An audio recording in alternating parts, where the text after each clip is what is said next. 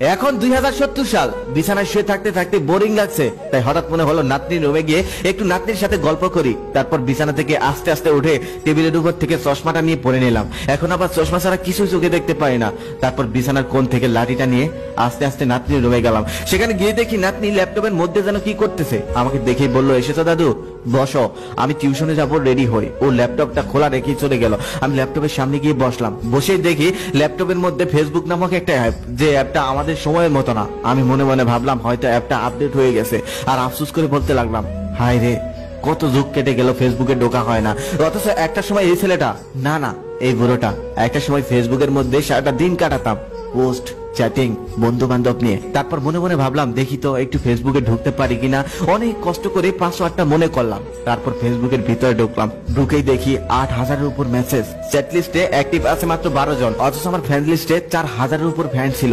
মনে মনে ভাবলাম তারাও হয়তো বৃদ্ধ হয়ে গেছে আমার মতোই, এখন আর হয়তো তারা ফেসবুকে ঢোকে না। ইনবক্সে ঢুকতেই প্রথমে আমার ক্লোজ ফ্রেন্ডের একটা মেসেজ পেলাম, যেখানে লেখা ছিল, বন্ধু শরীরটা ভালো নাই রে, বেশিদিন হয়তো বাঁচবো না, পারলে ক্ষমা করে দিস। আমার সেই বন্ধুটা আরো 4 বছর আগে মারা গেছে, খবর পেয়েছিলাম।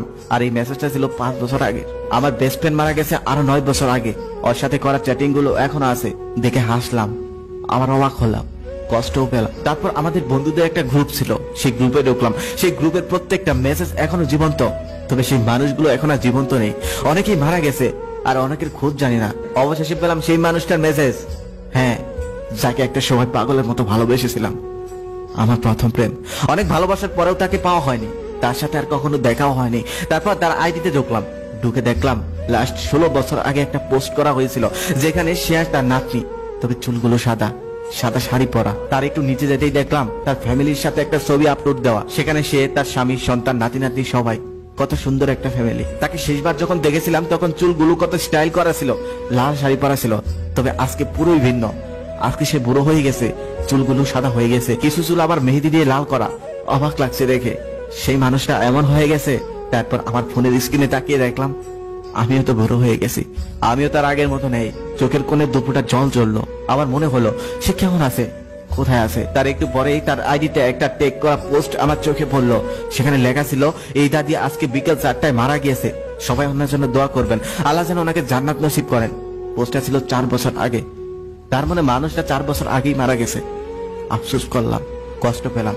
হায় রে, যে মানুষটার সাথে একসাথে বাঁচার কথা ছিল, এত ভালোবাসা ছিল, এত স্বপ্ন ছিল, তবে কিছুই পূরণ হলো না। তারপর একে একে প্রিয় বন্ধুগুলোর আইডিতে ঢুকছিলাম। তাদের প্রত্যেকটা আইডি এখনো প্রাণবন্ত, SMS গুলো এখনো আছে, তবে তারা আর প্রাণবন্ত নেই। তারা অনেক আগে দুনিয়ার মায়া ছেড়ে চলে গেছে। এক বন্ধু লাস্ট পোস্ট করেছিল, আমার আদরের ছেলে আজকে আমাকে বৃদ্ধাশ্রমে রেখে গেল। তারপর সে আর কোনো পোস্ট করেনি, বেঁচে আছে কিনা তাও জানি না। তারপর আমাদের কবি বন্ধুটার আইডিতে ঢুকলাম। সে লাস্ট 10 বছর আগে একটা পোস্ট করেছিল, লিখেছিল, বন্ধুরা সব কোথায়, অনেক মিস করি, তোদেরকে খুব দেখতে ইচ্ছে করে। তারপর ঢুকলাম সেই বন্ধুটার আইডিতে, যে বন্ধুটা মজার মজার জোক লেগে সবাইকে মাতিয়ে রাখতেন। তার পোস্ট গুলো পরে আমি হাসলাম, আবার কাঁদলাম, কষ্ট পেলাম, দুঃখ পেলাম। ঠিক সেই সময় নাতনি এসে বলতেছে, দাদু ল্যাপটপটা দাও, আমি টিউশনে যাব। আমি তখন বললাম, টিউশনে যাবি, ল্যাপটপ নিয়ে যেতে হবে। তখন সে বলতেছে, তুমি জানো না আমরা ভার্চুয়াল ক্লাস করি, আমাদের ল্যাপটপই তো সব, ল্যাপটপ ছাড়া আমি পড়বো কিভাবে। তখন আমি বললাম, ও তোরা তো আবার ল্যাপটপ নিয়ে যাস, আমাদের সময় আমরা বই খাতা নিয়ে যেতাম। তখন সে হাসতে হাসতে বললো, লেখাপড়া করতে আবার বই খাতা লাগে নাকি, ওসব তো আমি জাদু করে দেখেছি, আর শুনেছি তোমাদের সময় নাকি বই খাতা কলম দিয়ে তোমরা লেখাপড়া করতে। তখন আমিও বললাম, আমরাও পড়েছিলাম, তোদের সময় তোরা ভার্চুয়াল ক্লাস করবি, খাতা কলমের আর দরকার হবে না। তখন সে হাসতে হাসতে বললো, আচ্ছা ঠিক আছে, টিউশন থেকে ফিরে আমি তোমাদের আদিকালের গল্প শুনবো, এবার গল্প থেকে বের হয়ে আসুন। আজকে আমরা যারা আধুনিক 2070 সালে, তারাই কিন্তু আদিকালের মানুষ হয়ে যাব। তবে যখনই মারা যায়, মহান আল্লাহ তাআলা যেন আমাদের বৃদ্ধ হওয়ার আগেই দুনিয়া থেকে নিয়ে যায়, আমরা যেন ইমানের সাথে মৃত্যুবরণ করতে পারি। আর যদি বেঁচে থাকি, তাহলে এই ভিডিওটা আবারও কোনো একদিন দেখবো, তখন হয়তো সময়ের সাথে এই ভিডিওটা সুন্দর ম্যাচিং করবে।